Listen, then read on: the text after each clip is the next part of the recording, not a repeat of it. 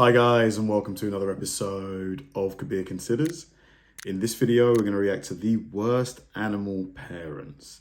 Now, the animal kingdom obviously is massive. So many different, animals and stuff, and they all produce offspring in their own way. But, you would think that the concept of looking after your offspring is kind of like universal. You expect that they all want to make sure their offspring gets like adulthood and stuff, but apparently not.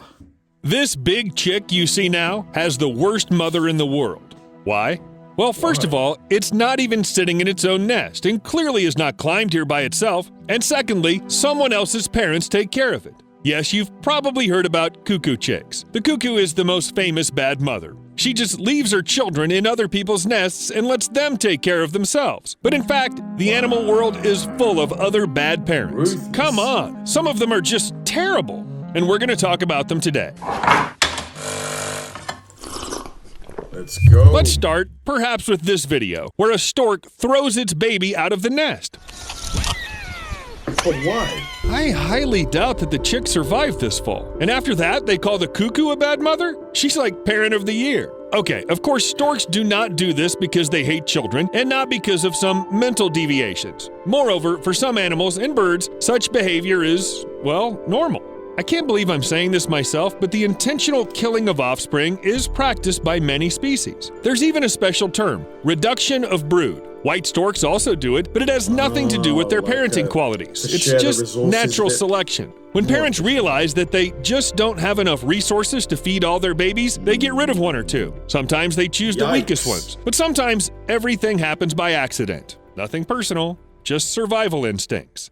And now take a look at these photos. I warn you, they can shock you. This story happened in Hawange National Park in 2015 and shocked everyone who found out about it. The little hippopotamus was only 2 days old when its mother introduced it to the rest of the herd. Or rather, she tried to introduce it. Everything turned out to be a disaster. Several adults attacked the little one and killed him, literally ripping him to pieces. The mother tried to protect him, but she didn't succeed. The crocodile ate the baby's remains. I honestly admit, the whole situation looks like a perfect illustration of the expression cruel wildlife. But as in most cases with the stork, the adult animals had a reason to do so. Most likely, it's all about overpopulation. A standard herd of hippos consists of 10 to 15 individuals. Maybe there was just no room for the baby, but this is just a theory. The reasons why hippopotami commit infanticide remain relatively unknown because of the difficulty in studying these aggressive creatures. These are real killing machines. Hippopotami tend to attack even people who are too close to their source of water, or they can trample anyone who gets in their way. It's quite difficult to conduct research in such conditions, and even if people did want to save that poor little man, they simply couldn't do it. No one can deal with an angry hippopotamus. However, as I said, such behavior is common for many animals. Even noble lions aren't an exception. When a male in a pride changes, it kills the cubs of his predecessor, and they can still drink their mother's milk.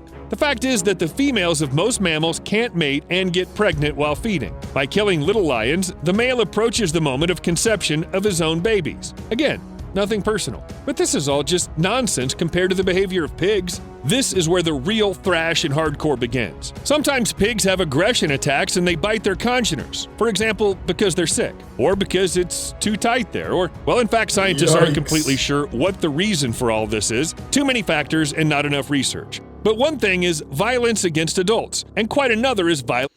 Man, nature is just unbelievable, isn't it? Like the stuff that goes on.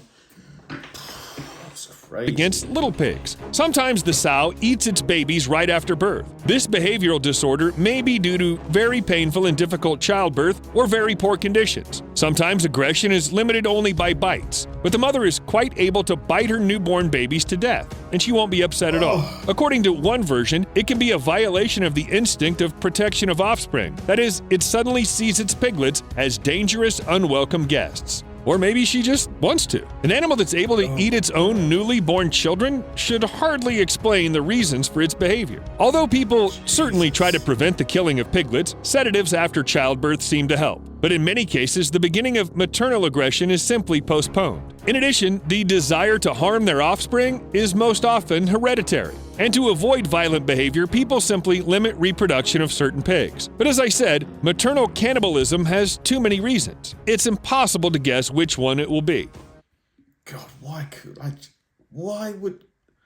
It's got to be just purely instinctual. I just can't think of any logical reason why they'd want to do that. Let's leave the pig hardcore and go back to the cuckoo chick from the very beginning of the video. This is a very interesting model of bird behavior, but it's not unique. They can be considered quite caring parents. They feed their offspring with fresh meat, protect them from cold, heat, and predators. They don't even throw anyone out of the nest, as storks do, but not because they're ready to take care of even a few chicks. Their chicks do all the dirty work for them. The oldest chick can act aggressively towards its brothers and sisters, and its attempts to dominate may well lead to the death of another chick.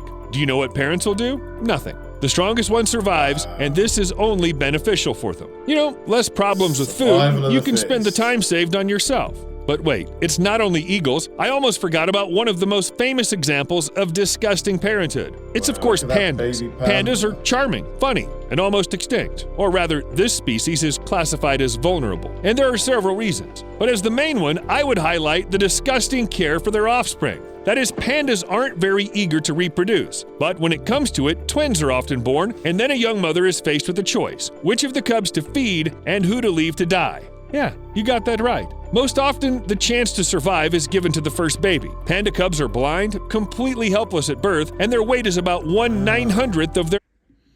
Panda cubs are blind. I did not know that. Wow. So they need their mums for like everything.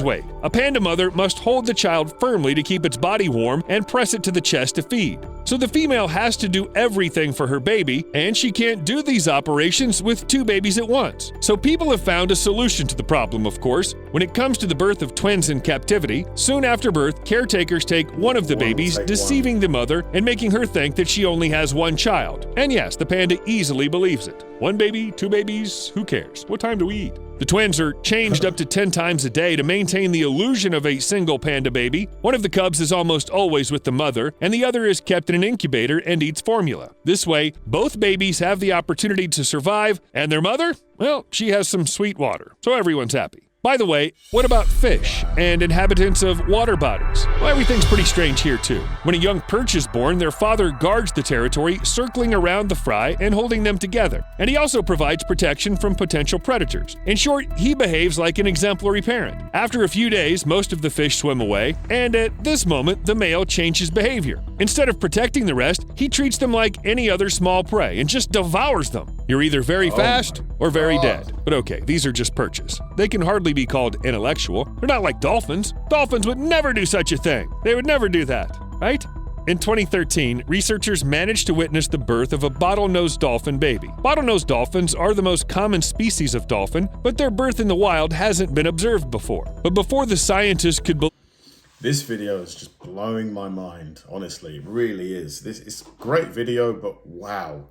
Just the ruthlessness of some of these animals, right? Their luck, they almost witnessed the infanticide. Two male dolphins tried to drown the baby about 2 minutes after its birth. Every time the dolphins lowered the newborn baby deeper, the mother raised it above the water so that the baby dolphin could breathe. But a pair of males kept pushing the baby down for half an hour, and even when attempts to drown it stopped, the dolphins remained nearby. During the next 2.5 hours, the males were on both sides of the mother and her newborn, showing verbal aggression. That is, the dolphins swore and threatened them. Such attacks are rare for dolphins. It seems that it was planned in advance, and it seems that the aggressive males were guided by the lion's logic. Scientists believe that males commit infanticide for mating. If a female dolphin has a calf to feed, she'll be unavailable for several years. But if she loses the baby soon after birth, she'll be ready to mate again in a few months. Well, what can I say? Wow. Ew, they shouldn't behave like that. I could have waited. Right. The more interesting things I learn about our planet, the crazier it seems to me. But you know, it has its very own creepy charm. We'll see you later.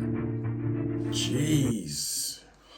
Oof. That was a really good video. Really, really good.